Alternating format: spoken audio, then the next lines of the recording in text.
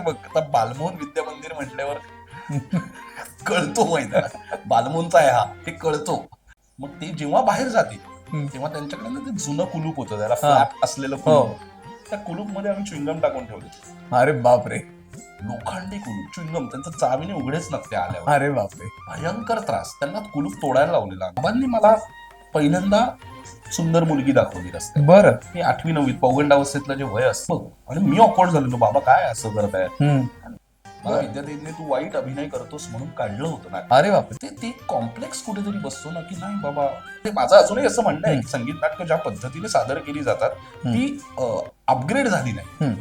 आजच्या काळाला आवडती तशी ती झाली नाही. त्यांनी ते तसंच नाही. पारंपरिक संगीत नाटकच सादर केलं पाहिजे हा हट्ट. आता पण मला कदाचित डोळ्यात पाणी येईल, पण मी अजूनही त्यांच्या वाढदिवसाला त्यांच्या नंबरवर हॅपी बर्थडे करतो. मुलीबद्दल वगैरे नको रे, मला रडू